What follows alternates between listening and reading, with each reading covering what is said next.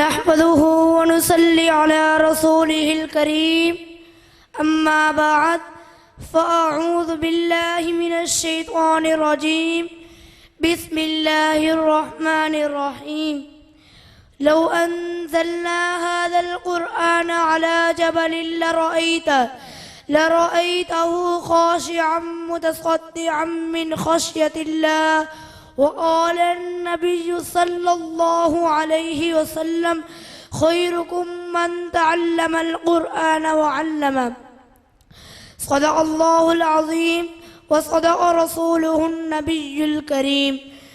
तमन्ना यही है कि तालीमे कुरान आम हो जाए, हर परचम से ऊंचा परचम कुरान हो जाए।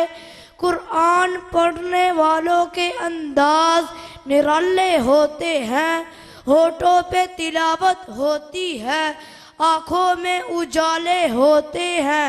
मेरे मोहतरम असातिज़ा कराम और मेरे अजीज़ भाइयों और दोस्तों, अस्सलामु अलैकुम व रहमतुल्लाहि व बरकातुहू। आज मैं आपके सामने फ़ज़ीलत कुरान के बारे में बयान करना चाहता हूँ। मेरे अजीज़ भाइयों और दोस्तों, कुरान मजीद अल्लाह की आखिरी किताब है।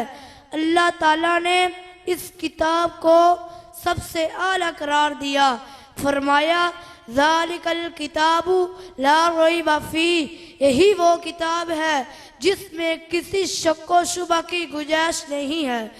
मेरे अजीज़ भाइयों और दोस्तों, मैंने कुरान से पूछा, बता तेरा नाम क्या है? कुरान ने जवाब दिया, कुरान मजीद।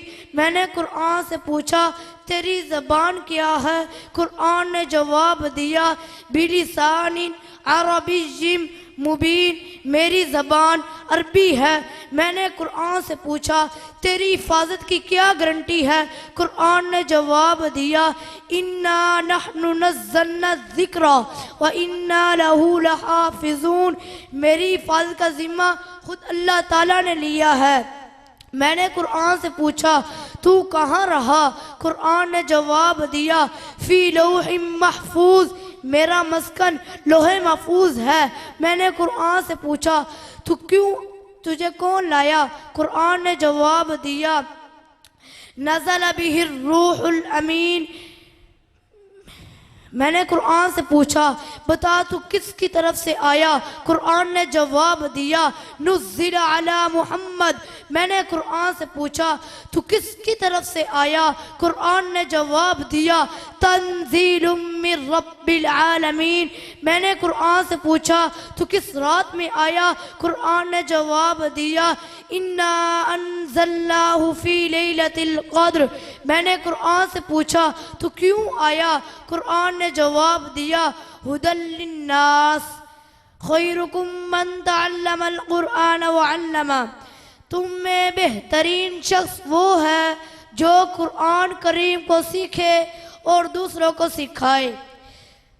मेरे अजीज़ भाइयों और दोस्तों, ये इस कदर मुक़द्दस किताब है कि इसके बारे में अल्लाह ताला ने फरमाया कि अगर ये कुरान हम पहाड़ पर उतारते तो देख लेते वो पहाड़ अल्लाह ताला के खौफ से दब कर फट जाता।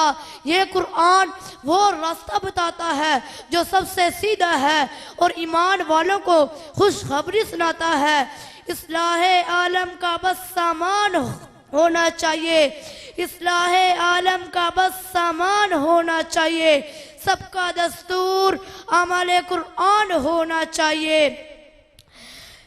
यही रहे आरज़ू, तालीमे कुरान आम हो जाए, हर एक परचम से ऊंचा परचम इस्लाम हो जाए। वमा अलैना इल्लल बलागुल मुबीन।